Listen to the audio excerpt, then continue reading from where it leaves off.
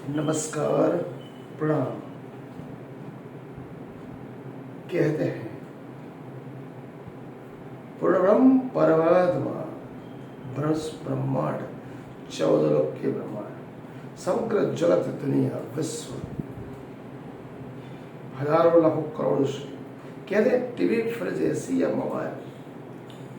ना हमने Albert Einstein को देखा, ना आइजैक न्यूटन को देखा, ना मैकोलो का देखा, ना थॉमस अल्वा एडिसन को देखा। फिर भी हम उनकी जो इन्वेंशन है उनको सही मानते हैं। कहने का तात्पर्य, अगर कोई चीज निर्जीव है या सजीव, निर्जीव है तो उसको बनाने वाला कोई न कोई होगा। उसने पहले अपने दिमाग में कल्पनाएं तुड़ाई होगी, सचित्र निरूपण किया होगा, उसके बाद उस पर प्रैक्टिकल क्रिया करके हजारों प्रयत्न करने के बाद वो चीज को बनाई। मनुष्य के सुख सुविधा रखे, लाइक टीवी, मोबाइल, फ्रिज, इसी कार, सभी सुविधा। तो समझ लो, अगर निर्जीव चीज बनाने वाला कोई क्रिएटर है, उसको हम सच मानते हैं। तो हम सजीव मनुष्य, प्राणी मात्र, पक्षी मात्र, पेड़ पौधे, नदी, तालाब, समुद्र, तारा, ग्रह, नक्षत्र, आकाश गंगा है, और ये दुनिया को बनाने वाला कोई होगा कि नहीं? होगा, जरूर होगा। अगर हम निर्जीव जो हमारी भौतिक सुविधा है उसको सच मानते हैं, तो समझ लो ऐसा लिविंग ऑर्गेनिज्म, सजीव ब्रह्मांड का नियंता है, क्रिएटर है, डिस्ट्रॉयर भी है, पालन पोषण करने वाला ही भी है। उसी को हम परमात्मा कहते हैं। हमें हजारों नाम परमात्मा के बनाए। जियोडे गॉड, जी फॉर जनरेटर, पैदा करना, ऑपरेटर, पालन पोषण करने वाला, डिस्ट्रॉयर, नाश करने वाला, जन्म मृत्यु उसके हाथ में।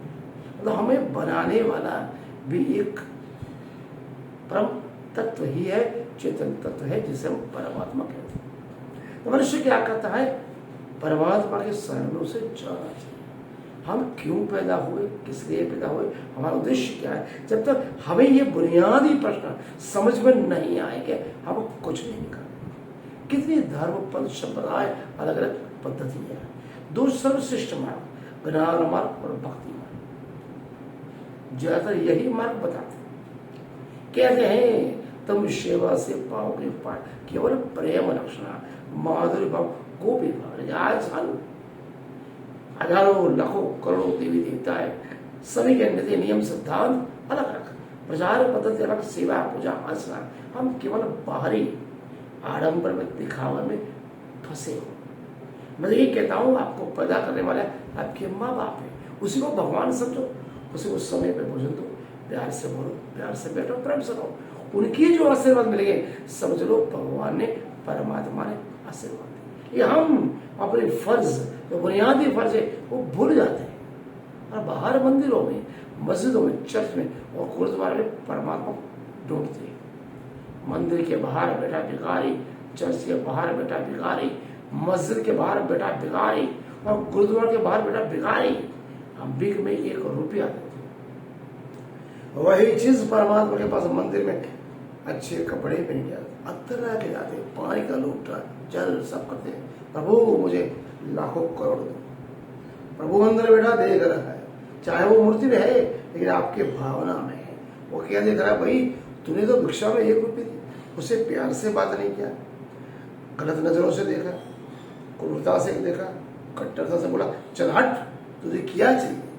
जब तूने प्यार से न देखा, कट्टरता से देखा, झूठ से देखा, फिल्म से देखा, धक्का मारा, गलत शब्द का प्रयोग किया और क्या दिया? 1 रुपया। तो मेरे पास तो क्यों मांग रहे हैं? तू 1 रुपया बैंक में दिया, तुझे भी मैं 1 रुपया ही दूंगा। मतलब जैसा कर्म करोगे वैसा फल देगा भगवान। परमात्मा ने, और हम अपने उनकी उत्कृष्ट रचना अंश मानते हैं, तो परमात्मा के नीति नियम सिद्धांतों पे हमें चलना चाहिए। परमात्मा केवल प्रेम की भाषा सिखाई, मानव मात्र एक समान विश्वबंधुत्व, प्रेम, स्नेह, दया, सत्य और अहिंसा, हम इनमें से एक भी चीज अगर पालन कर ले, जैसा हमारा उच्चारण है वैसा आचरण अगर हो गया, समझ लो परमात्मा यहीं पर स्वर्ग, यहीं पर परम धाम मिल जाए।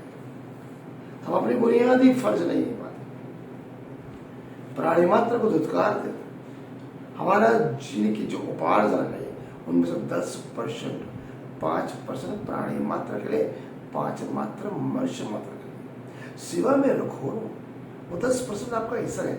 आप एक छोटा सा बंगला हो, छोटा सा घर हो, कितना भी बड़ा बंगला हो, आप बोलते हो मेरा मकान, गलत बात है। उस मकान में रहने वाला आपका पाला हुआ कुत्ता भी बोलता है ये मेरा घर है। मकान में रहने वाले कीड़े मकोड़े कॉकरोच भी बोलते हैं ये मेरा मकान है। मकान में घूमने वाले गिलहरी बोलती है मेरा मकान है। चिड़िया, कबूतर, पोपट, मैना, आपके बगीचे में घूमने वाले वो भी बोलते हैं मेरा मकान है। तो मकान किसका?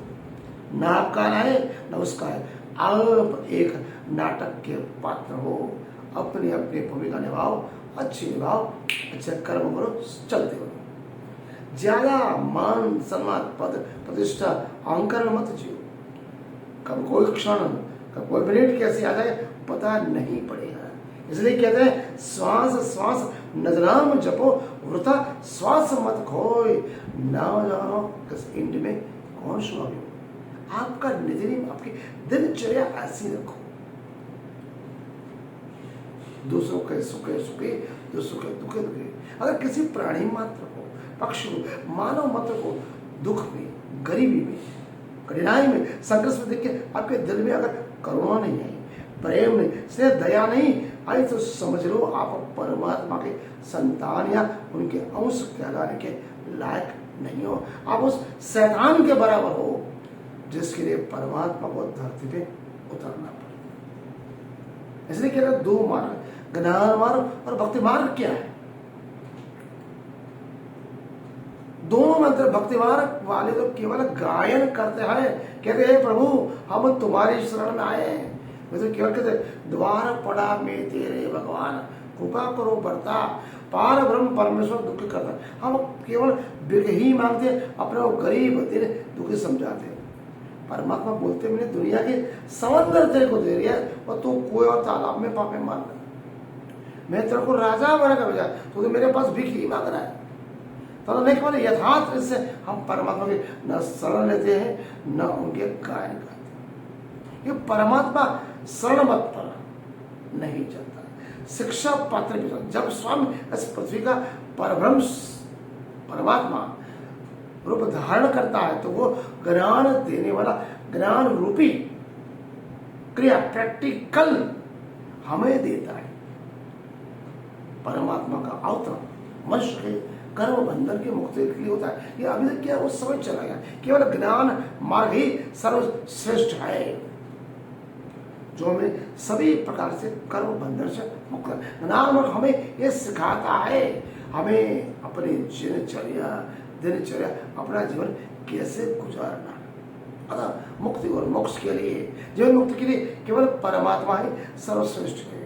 न कोई लौकिक गुरु, न कोई मत, न कोई विद्वान, केवल प्रेम प्रेम प्रेम। अतः कहते हैं मामेकम शरणम ब्रज, केवल मतलब जिस द्वारा दुख के निर्वृत्त हो, विकार उपयोग को दूर करने के लिए एक जैसे संजीवनी बुटी है, वही संजीवनी बुटी केवल और केवल परमात्मा के लिए प्रेममय रहना हो। केवल बोलने के मैं पहुंचा कुछ भी नहीं। परमात्मा के नीति नियम सिद्धांतों पर चलो। प्राणी मात्र, मानव मात्र, समग्र दुनिया के लिए केवल प्रेम की भाषा है तो परमात्मा ने बताई। सत्य, अहिंसा, करुणा, दया और प्रेम रखोगे तो ये मंदिर मस्जिद चल गुरुद्वारा में जाने की जरूरत नहीं पड़ती। परमात्मा आपके अंतर मन में बैठा हुआ है। एक व्यक्ति के सामने अगर बात करो, समझ लो वो उस आत्मा से आप बात करो जिस आत्मा को परमात्मा ने आपके लिए भेजा है। अगर कोई व्यक्ति आपके शरण में आता है, अगर कोई व्यक्ति आपके से जुड़ता है तो ये ना समझो कि आप उससे जुड़ रहे। परमात्मा आपको उसका हाथ थामने का, उसकी उंगली पकड़ने का मौका दे रहा। उंगली पकड़ो, उसे उस मंजिल को पहुंचाओ जहां वो जाना चाहता है। थोड़ा कड़वा, थोड़ा मीठा, मनन चिंतन करने के लायक आती कुछ परिभाषा दी। मन करे, चिंतन करे एवं अन्य को वैसे प्रणाम सुनिश्चित।